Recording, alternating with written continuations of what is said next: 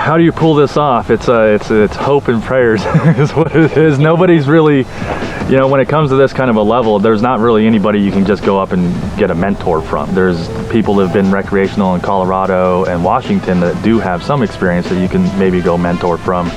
But really it's just about taking in whatever you can. Instagram's a great way. There's so many people out there putting out good information that you can kind of go cruise Instagram, find good ideas and stuff. I've helped other farms, friends of ours, and I've learned techniques through them.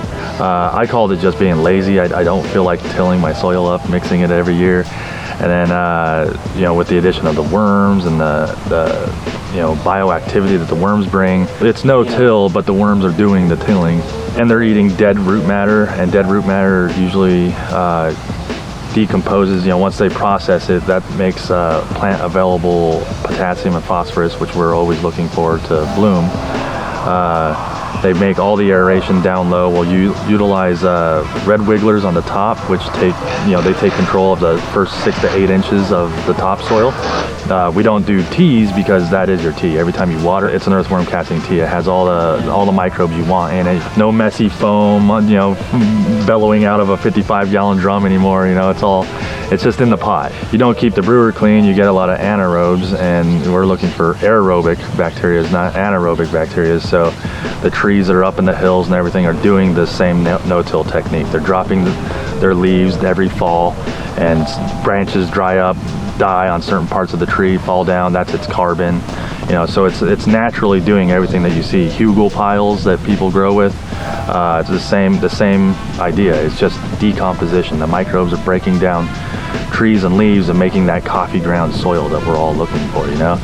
And as long as you feed the soil, everything else will grow within it. So you don't, it's like I said, it's no, you know, looking for a, you know, a high nitrogen fertilizer or a high potassium phosphorus type deal. You know, you're not having to worry about that. I don't worry about NPK ratios. I don't worry about anything. There's just certain things that the plant likes that will help bring the nutrients to the plant, which is a lot of enzymes. Enzymes will always be breaking stuff down.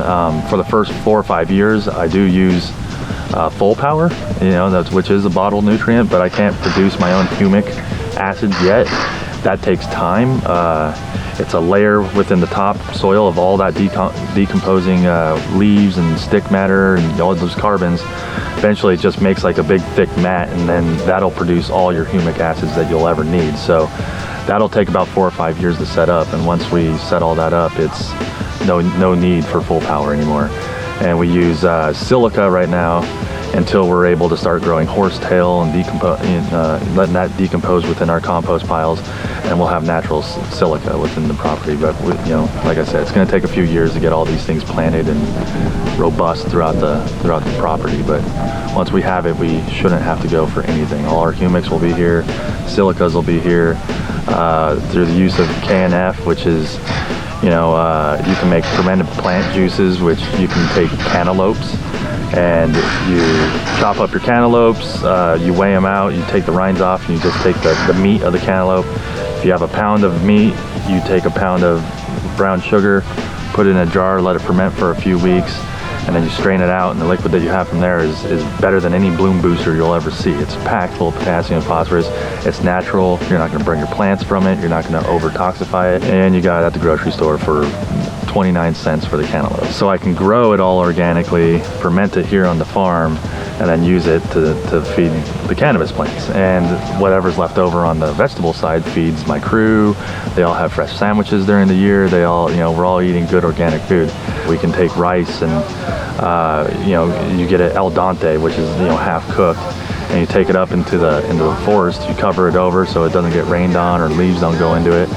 A week later you come back and it's full of your mycelia growth all across there, and that's local fungi. And then you can bring it in and, you know, water your plants with it. It's a little chunk of it will water your entire plants and bring the fungal kingdom into, you know, it's all local. So, you know, that's what's best for your plants, because they're going to have the best immunity system within the plants if they're taking in the local microbes.